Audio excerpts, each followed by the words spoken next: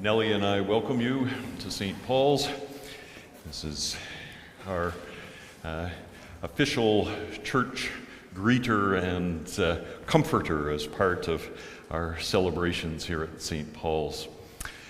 So welcome as we come into this space to remember Philip Jackman, to come into this place with our sadness at his loss, to begin and carry on in the journey of grieving.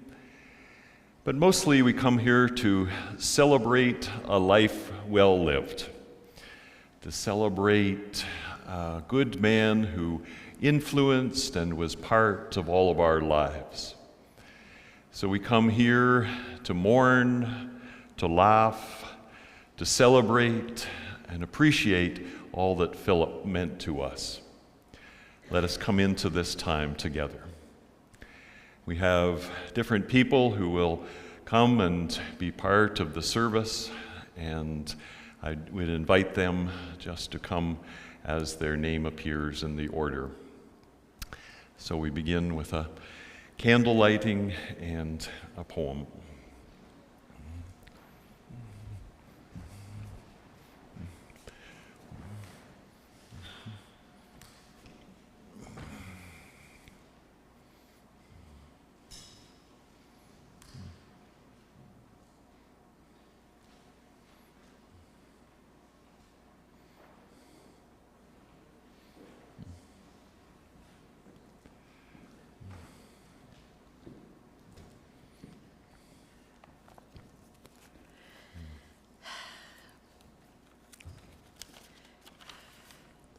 I'll read a poem that Phil wanted.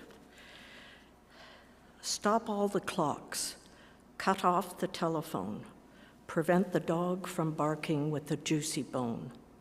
Silence the piano with a muffled drum, bring out the coffin, let the mourners come. Let aeroplanes circle moaning overhead, scribbling on the sky the message, he is dead. Put crepe bows round the white necks of public doves. Let the traffic policemen wear black cotton gloves. He was my north, my south, my east, my west, my working week and my Sunday best. Sunday rest, I should say. My noon, my midnight, my talk, my song. I thought that love would last forever. I was wrong. The stars are not wanted now. Put out everyone. Pack up the moon and dismantle the sun. Pour away the ocean and sweep up the wood, for nothing now can ever come to any good. Bit of a heartbreaker. Shannon asked me to speak about Phil's life as a member of our family. And I'll start with how we met him. Shannon and I were at one of those booze-up parties on Queen Street East in the 70s. And we both met Phil, and I don't remember much else about the party. But a few weeks later, I discovered that Shannon and Phil had been seeing each other. And Shannon happened to mention, that she'd been seeing him. And she said, I'm not really sure. He wants to get serious, but I'm not sure. And I said, go for it. And I'm very glad she did. Then she began bringing him up to the family home in Orillia. And Phil and I were night owls, and the rest of the family went to bed at 10 o'clock or whatever. And we would stay up drinking and chatting, or he reminded me probably a month ago of the times when he and I would talk together at night. And he said, do you remember I used to make chips, French fries, boiled oil and the whole thing, and drink tea and late at night, and he made the best French fries. And I said to him, I remember the French fries, but I remember scotch more than tea. It was also a time when we still had my father's boat, which was an old wooden Chris Craft. It was a twin engine, and the three of it, I learned to drive it, or pilot it, I guess. And the three of us would often go out to Big Chief and sit in the sun for the afternoon or whatever. And we loved it. I mean, I loved it. It was my peace and quiet. No phones, of course, those days. And the sun was so replenishing.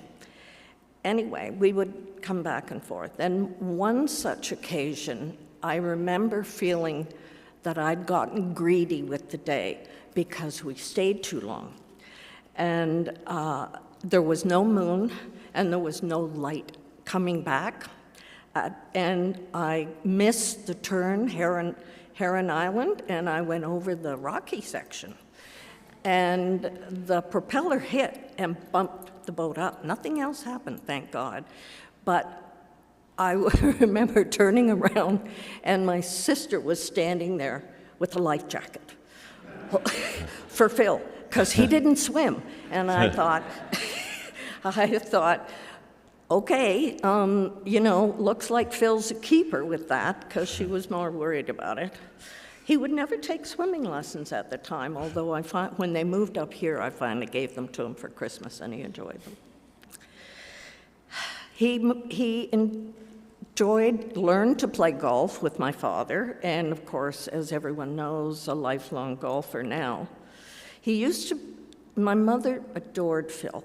They used to do the crossword together, and I had never in my life heard my mother giggle like she would do when she would be chatting with Phil. She just got his sense of humor, and it was lovely, it was glorious. At all the larger family cottages, or family gatherings at family cottages on Bass Lake, he would be there and he would tell his stories and have everybody laughing and enjoying the time. Then came Wynn, my baby, and when Wynn was about 2, I had him in a daycare where it was a really good daycare in town, but he was the only boy in the daycare. And Shannon and Phil came up on a weekend, and everybody in the daycare wanted Barbies. Wynn wanted Barbies. He had more Barbies than you can shake a fist at. And Phil was decidedly worried.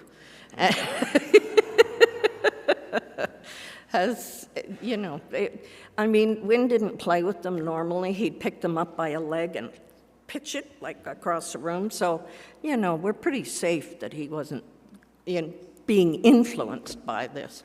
Anyway, it was fun, and Phil would make jokes about it. Of course, Shannon and Phil always came to Wynn's graduations, college and high school and stuff. What I appreciated in latter years with Phil is his mediation skills. Shannon and I didn't always see eye to eye on things, as sisters often don't. And Phil wouldn't let the family split. We have such a small family, Phil and Shannon, Wynn and I, and now Paul and Logan, our partners. But that's, we have an extended family, but COVID, you don't see anybody. And so it was very important to me that we remained a cohesive family. And Phil was the one that allowed that, created that environment for us. On Thanksgiving, just this past Thanksgiving, a few weeks ago, he was so ill. And we didn't think, Wynn and I took the meal, and we didn't think he would come to the table. But when dinner was served, he came down his little chair, and he was dressed. He had pants, a shirt, a tie. He just looked wonderful, and he came to the table, and we had a lovely meal, and we talked back and forth, and he told his usual jokes. And I remember he stayed for about an hour, but he stayed for dessert because Logan had made him his most favorite lemon meringue pie. So, and then he went back up, but as he was going up the steps, he said, Paul Hemmings, there will be people here who know who that is, joke was, if I'd known I was going to live this long, I would have taken better care of myself, which I thought was kind of cute. Anyway,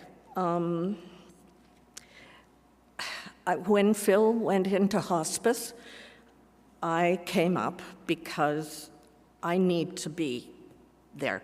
And Shannon and Phil were quite happy enough to have me. I told them I'd go, but they were happy enough.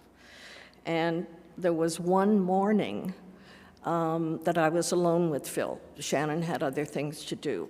And he said to me, I don't know what's ahead, he said, but he said, I cannot believe it's nothing. He said, after all this. And I said to him, I don't think you leave. And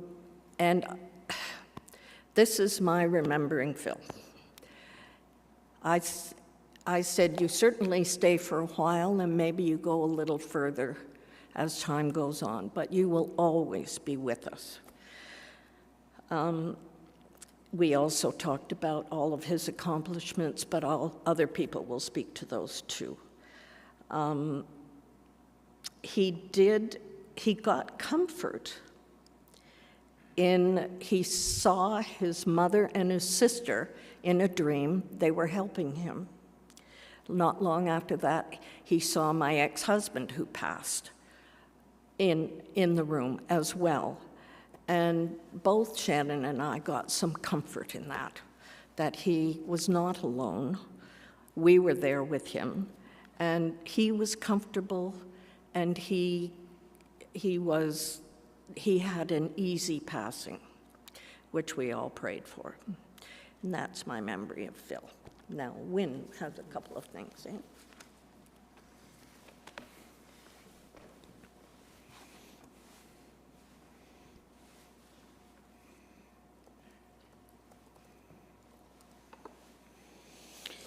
Hi, everyone.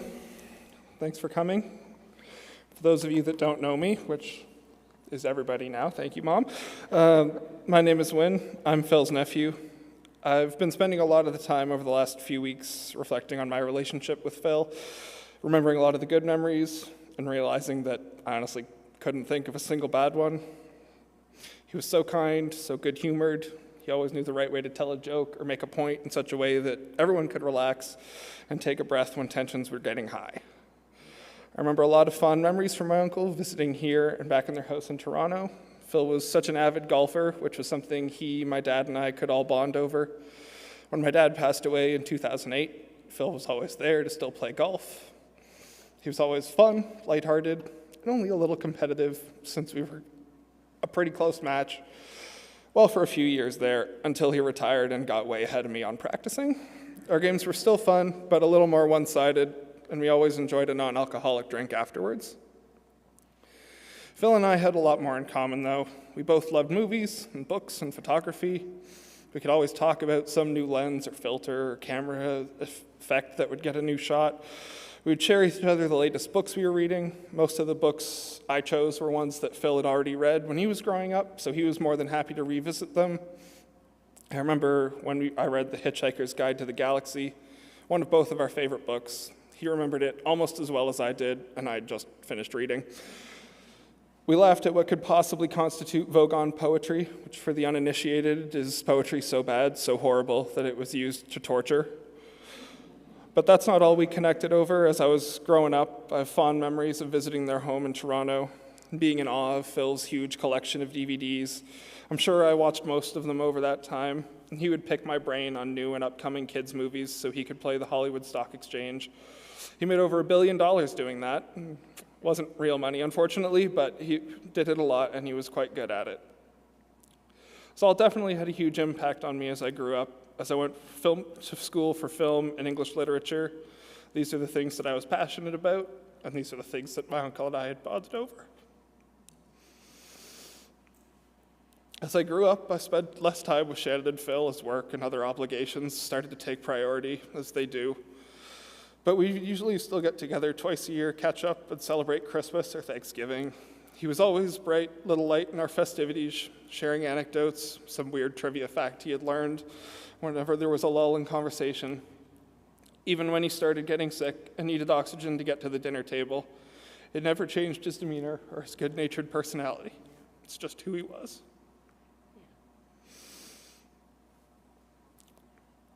The last memory I want to share with you takes place a year or two ago, when Phil had gotten sick, when we finally met my partner, Logan Grahame. Both Logan and I were nervous the first time she had met any of my extended family, but her and Phil seemed to hit it off almost immediately. She had just started taking Latin in school, which, unbeknownst to the rest of us, was a subject Phil was really passionate about. He studied Latin when he was in school and seemed so happy to have someone in the family he could discuss the more nuanced foundations of language with. They easily filled the rest of the dinner chatting back and forth about language and all the other nerdy stuff that I find so endearing about both of them. It was a very nice dinner, and Logan definitely felt more comfortable and welcome to the family afterwards. It meant a lot to me that someone whose opinion I hold in such high regard got along so well with somebody I was so fond of. But that was Phil. He was always able to get along with anybody. His good-humored outlook on life and those around him made him a joy and a positive influence on everyone he met. He was kind, funny, sincere, and smart as a whip, and he was my uncle. I'm going to miss him very much. Now I'd like to recite some Vogon poetry in his honor. Just kidding. That's, yeah. This way? You want some Kleenex? No, I got this, I promise. So.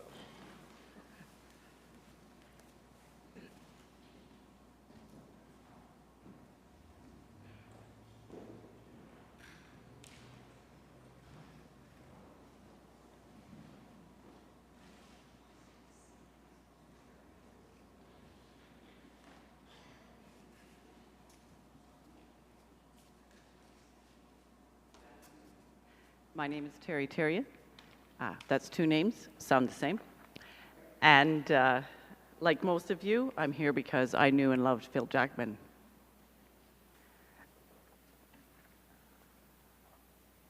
I saw Phil last Saturday, which I was very grateful to do.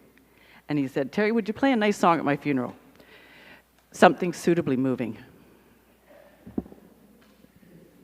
So I'll play you Prelude in C minor by Frédéric Chopin.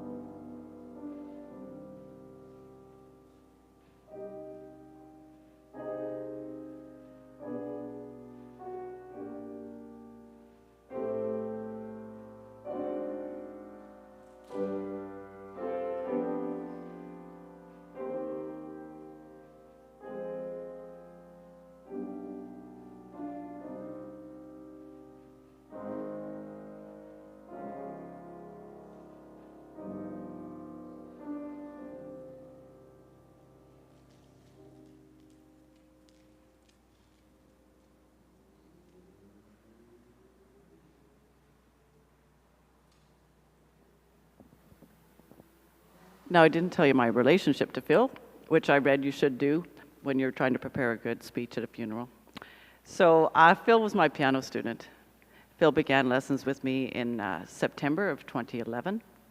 And he was always booked in for a 30-minute lesson, but he always stayed for 45 minutes or an hour because we enjoyed talking to one another so much and sharing our interest in piano music, as well as other things we found that we shared.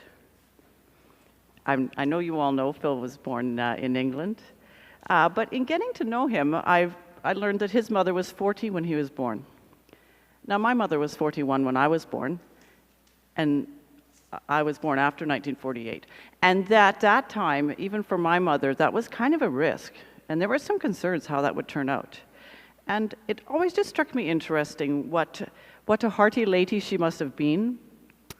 And of course, Phil spoke of her fondly, in particular, her mathematical acumen, in describing before the money changed in England in 1971, how she could actually divide up the shilling, etc. It sounded complicated to me, and I love math. During his youth, early adulthood, Phil had played bass guitar in a band. And so Phil would sometimes improvise a bass line in his piano songs, and they were often much better than what I would do, because he had this experience with bass playing, and he could see how the lines could be far more interesting than someone with only a piano background and training. Then, of course, there was one of his love jokes about the bass player. What do you call a bass player in a suit? The defendant. Phil and I would chat about our daily life, his involvement with the folk festival, golf, OMA, and television. Phil always knew the best things to watch. Did you guys notice that? He always knew the best things to watch.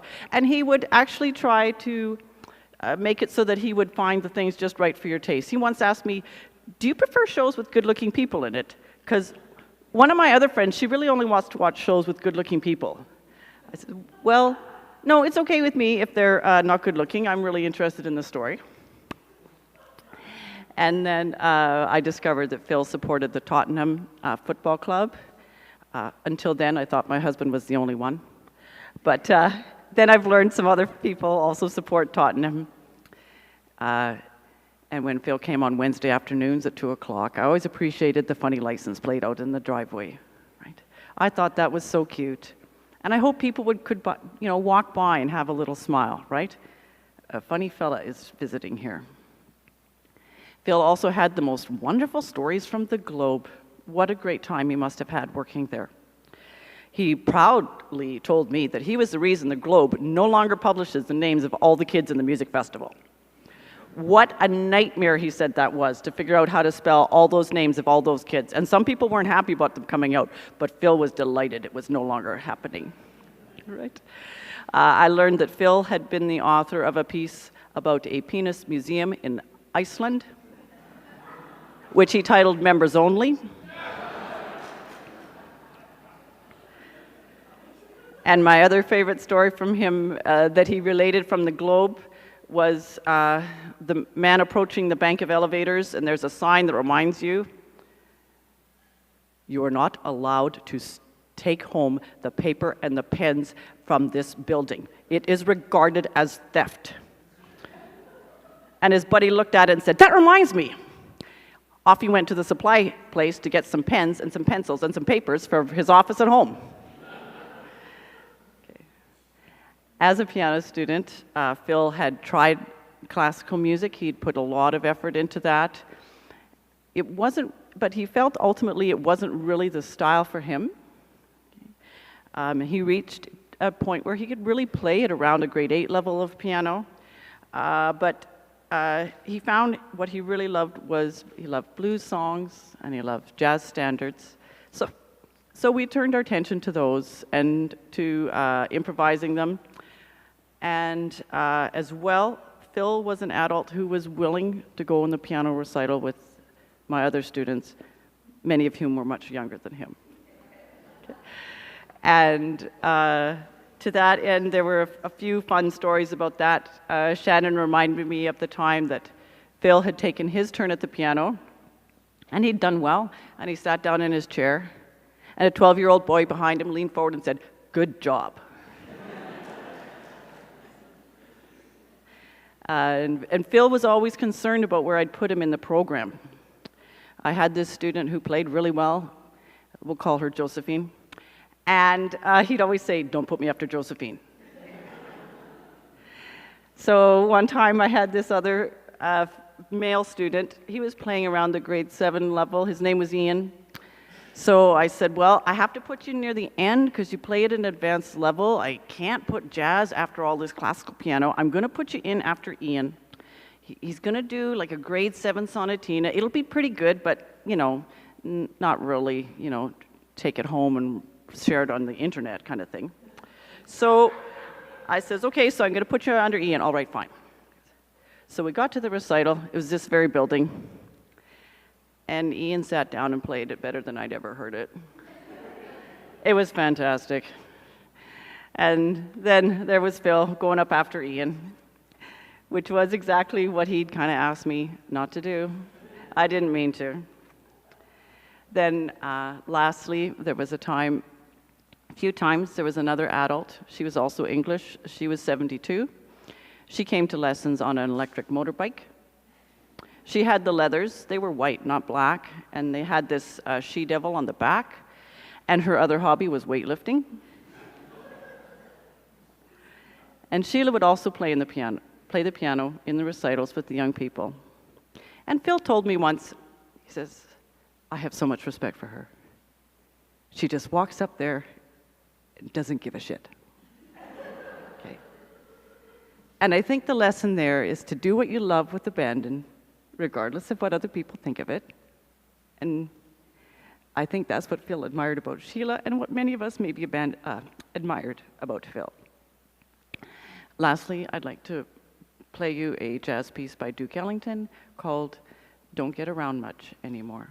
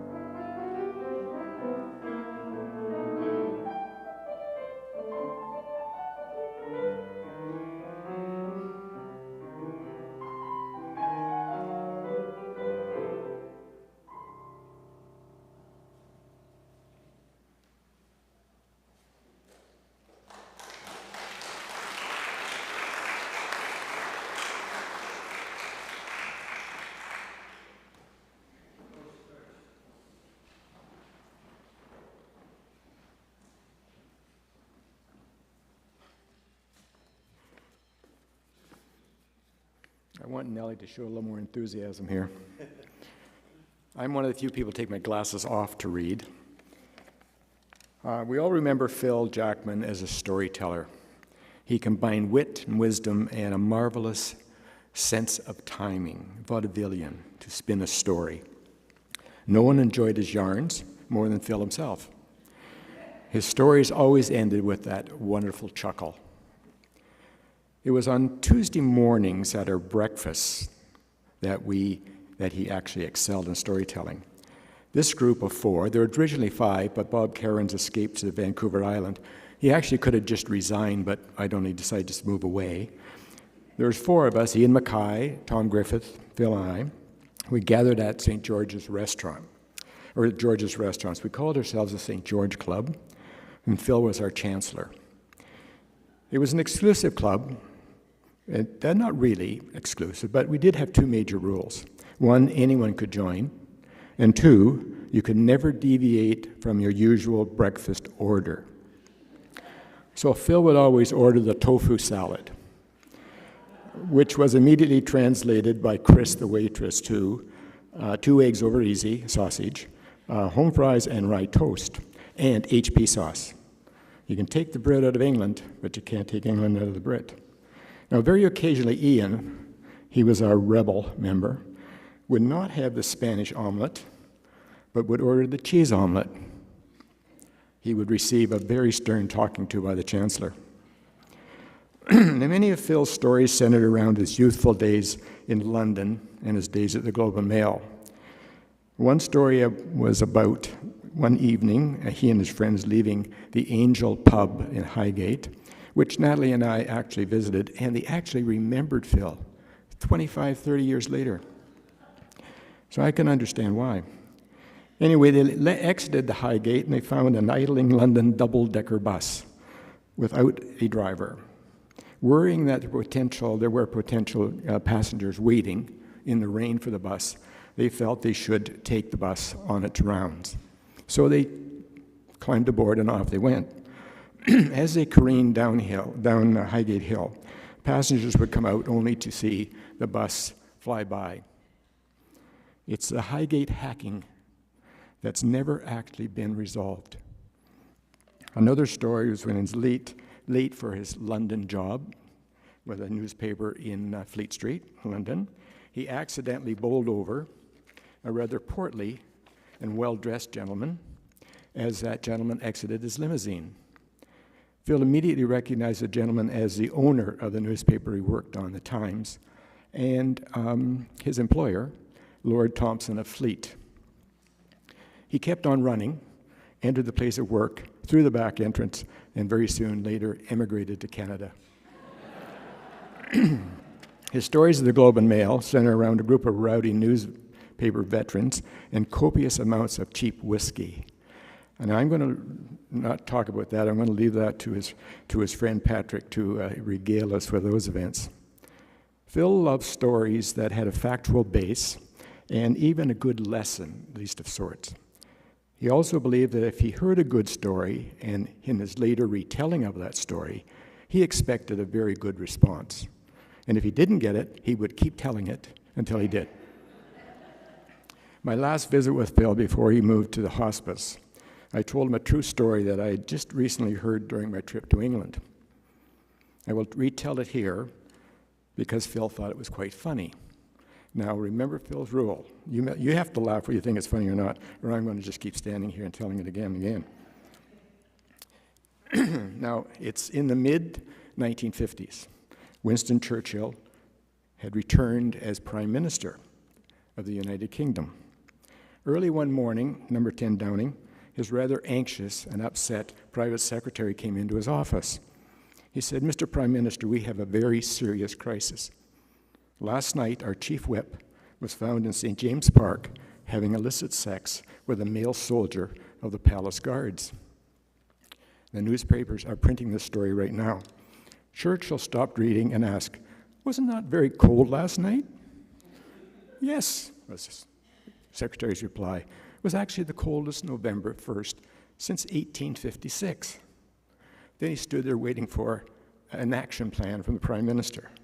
After a pause, Churchill looks up and replied, "Makes you proud to be British." Thank you. That's what Phil loved. That was his type of humor. Thank you, Phil. We're going to miss you so very, very much.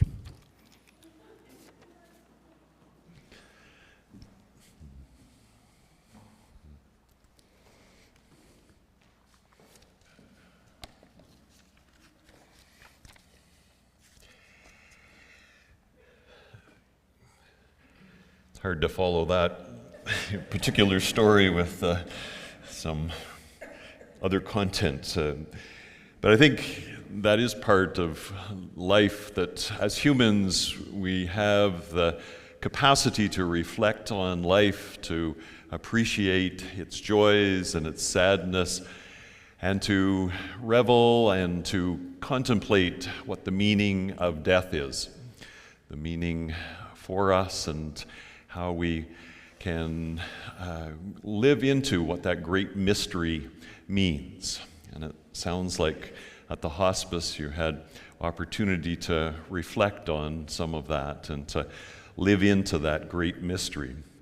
So all of our spiritual traditions, whether it's an Eastern understanding of reincarnation, or whether it's our Western understandings that have evolved through different versions of heaven and hell and indifference and purgatory and the different permutations of what it means to live into that great mystery, we as humans are privileged to be able to reflect and to be challenged by these speculations.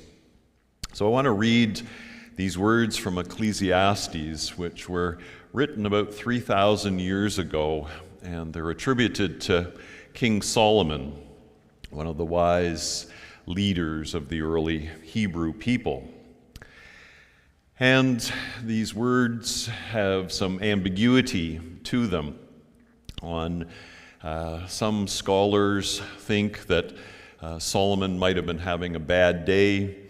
In his contemplation, you live, you die, whatever. It could have been this kind of cynical kind of reflection that these words reflect the kind of realities that many in this day and age speculate that we are just a chemical concoction, that we live by the periodic table, this mix of emotions as our chemicals interact. And so you could apply this to these words of Ecclesiastes. But I think more scholars and those of us who dwell in the realm of mystery and wonder and beauty appreciate that these words enable us to see that life has its ups and its downs, its pitfalls and its challenges, and that the gift of life offers us the opportunity to celebrate in those ups and downs and to appreciate beauty and wonder. And the stories that I'm hearing and will hear about Philip, I believe he would have lived in that realm of appreciating the beauty and wonder and mystery of life and engagement with its complexities and challenges. So we read these words to invite our contemplation and appreciation for what life and death mean to us.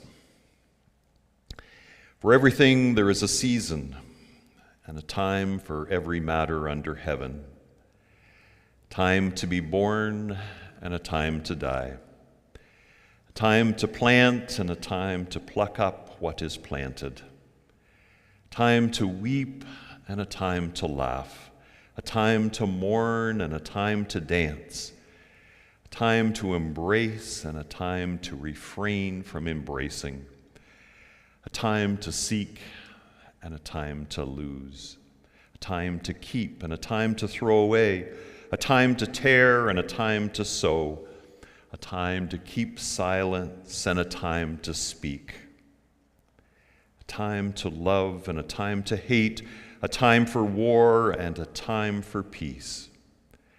For everything there is a season, a time for every matter under heaven.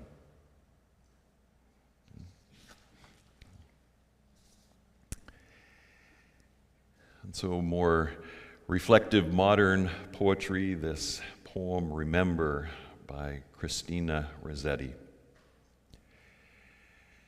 Remember me when I am gone away, gone far away into the silent land, when you can no more hold me by the hand, nor I half turn to go, yet turning stay.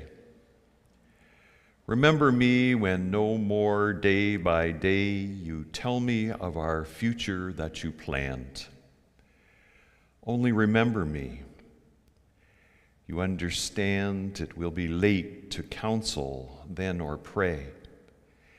Yet if you should forget me for a while and afterwards remember, do not grieve, for if the darkness and corruption leave a vestige of the thoughts that once I had, better by far you should forget and smile than you should remember and be sad.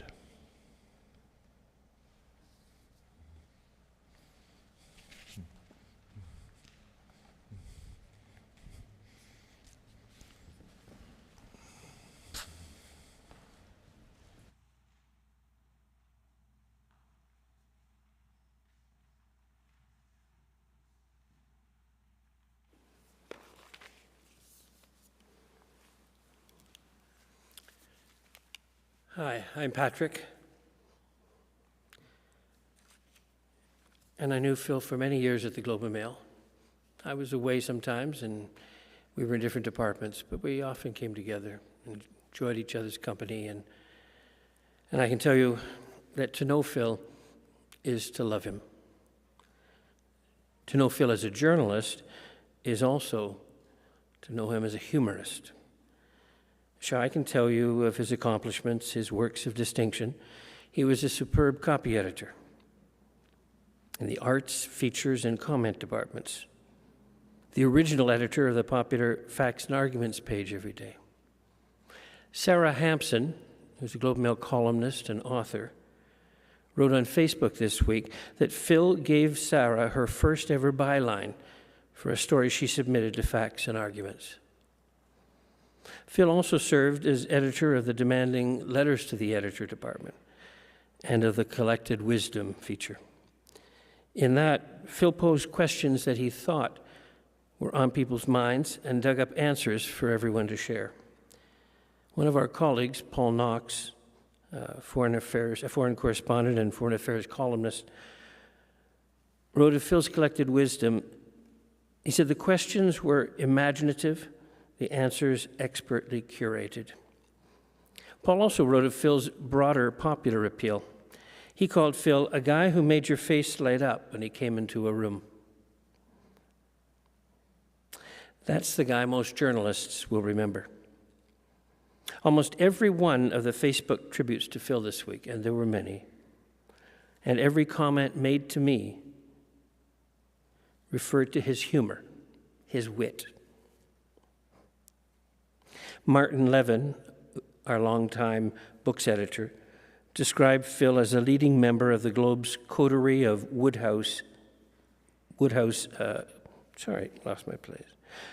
devotees, the Globe's coterie of Woodhouse devotees. Now, for those unfamiliar with the humorist P.G. Wodehouse, P.G. Wodehouse had a tremendous following for his numerous books, written between 1920 and 1969, poking fun at the British aristocracy. They include a series of titles involving a valet named Jeeves and his dim-witted master, Bertie Wooster, along with a pile of Bertie's friends and family members. I confess I was part of that fraternity too. Phil assigned the names. He addressed me as Bertie, old chum. But in view of the character's description as dim-witted, I suppose I should have taken offense. But Phil called himself Catsmeat, which is short for Claude Cattermole. That was his first name. He called himself Catsmeat, and the last name was Potter Pirbright. It was quite a mouthful. Catsmeet Potter Purbright. He was a pal of Bertie's, a fellow member of the Drones Club for Gentlemen, and a sometimes actor who would like to play county cricket. I sent Catsmeet a note from Bertie on Monday morning this week, hoping to cheer him. Alas, it arrived too late. Phil was so good-natured that I can't recall a single time he lost his temper. Of course, that might have been because he chose never to become a manager. And his droll nature followed him wherever he drove. You see the license plate up there. Phil's longtime license plate on his car read editor, E-D-I-T-E-R. It never failed to bring a smile to all our faces. Tinkerty-tonk, Catsmeet.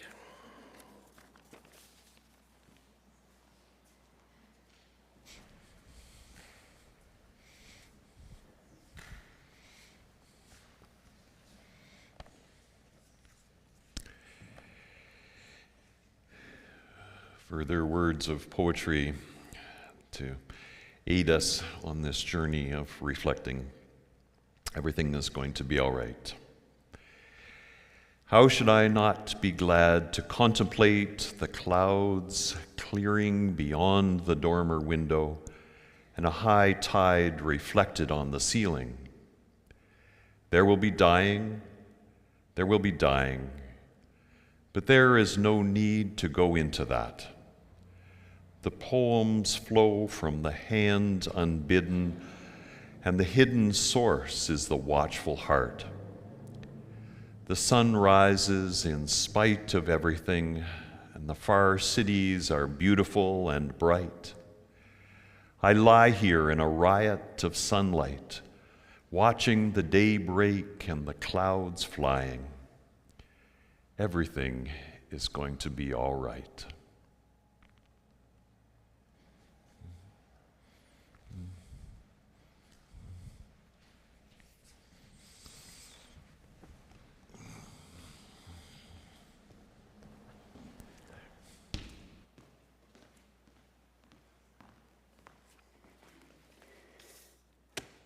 Good afternoon, everyone. I don't normally get nervous, but here I am nervous and thinking I didn't have my editor look over my words. So I'm Nanette Girodi. I'm the executive director of the Orillia Museum of Art and History. And I was very fortunate to know Phil for 8 years as he toiled under my tyrannical leadership as a graphic designer, photographer, videographer. But then I promoted him to media advisor and editor-in-chief. But most importantly, I knew him as a friend. Phil, little did he know that his generous offer to create some fun promotional posters for the museum back in 2014 would turn into a full-time position, which naturally came with an inflated salary dispersed in the form of an occasional Americano paired with a donut from Mariposa Market, and the never-ending promise to procure all the coffee produced in Costa Rica and Colombia. We cannot underestimate nor undervalue the sheer brilliance, talent, generosity, and consummate wit that was Phil. He gave his time selflessly. But the museum team was forewarned that when it was golf season or the Tottenham Hotspurs were playing, we would immediately be relegated to second place. But even though the most important season, golf, naturally, that is, he met our deadlines. He was driven to help the museum become an arts, heritage, and cultural hub in our city. And he didn't just share his gifts with us. He worked with committees for the City of Orillia, the Orillia Heritage Center, and of course, the beloved Mariposa Folk Festival. Phil's imprint is seen, read, and sensed at OMA and beyond. He edited and designed 12 OMA published exhibition catalogs and books. OMA's newsletter, The Muse News, Phil was the editor-in-chief. And when COVID struck, we were chatting about what was the next for our quarterly publication, and we both determined that the newsletter would slowly become a twice-monthly virtual publication, and I heard a very audible sob from Phil. He was a true print and paper man.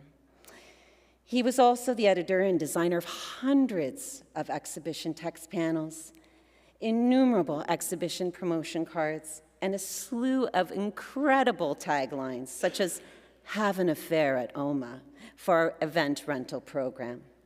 I remember asking Phil if that was too daring. Was Orillia ready for that? And he assured me with a chuckle, we certainly were.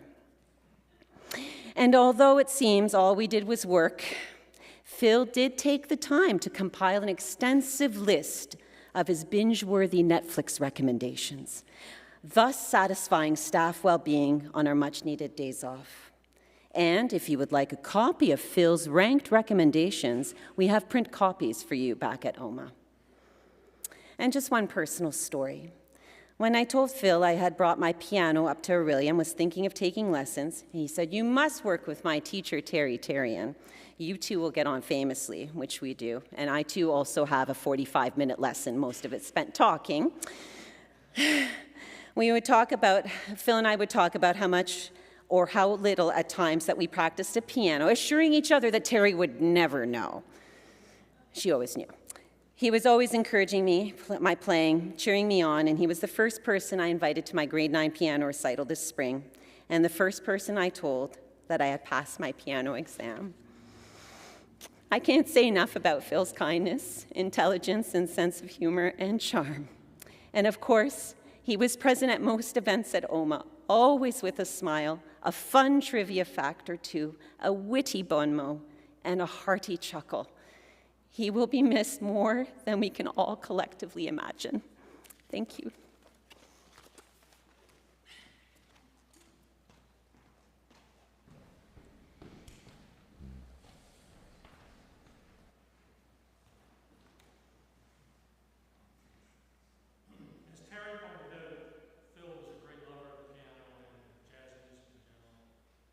I'm going to play a tune written by Oscar Peterson called "In Freedom."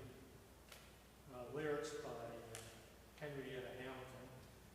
The lyrics are in your program, and I'm going to need lots of help on this because I don't know the lyrics any better than you do. And if you would all like to stand and read your lyrics from your program, I'll give you a 2-bar intro. We're going to sing it in the key of F, which is Jackie Richardson's key. Everybody knows Jackie Richardson. One of the great jazz singers out of Toronto. So let's have a good send-off with Phil in the form of "In Freedom."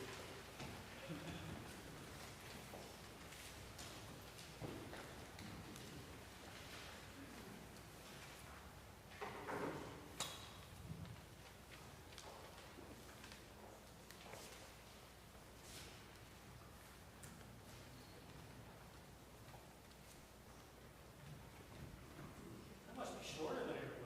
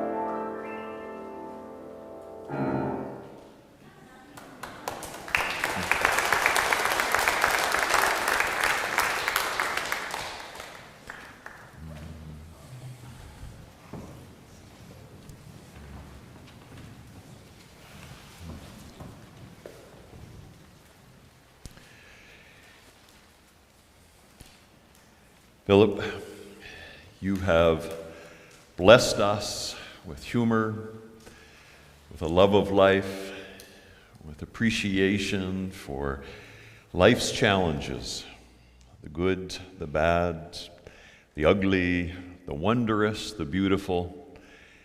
And so we are thankful for the gift of life that you shared with each one of us, sharing your many traits, your many blessings to the world around. And so we say goodbye to you now. We offer you wellness on the journey into the great mystery. Earth to earth, ashes to ashes, dust to dust. We commend your body and your spirit into that mystery that is life beyond life, and its many meanings and understandings for us in the world. But we offer thanks and appreciation for all that you have given us. Go now in peace. Amen. So friends, we have been blessed by being here today, appreciating good stories, laughing and hearing of a man who blessed us in so many ways. So we are thankful for this time that offers us the touching of our sadness, offers us into the process of mourning, but especially offers us a time to remember and to carry those memories forward. So go now in peace, be filled with Philip's love, and carry that into the world. Go now in peace. Go now in celebration. Go over to Oma and enjoy each other's company as you tell stories and appreciate a life well lived. This service is over.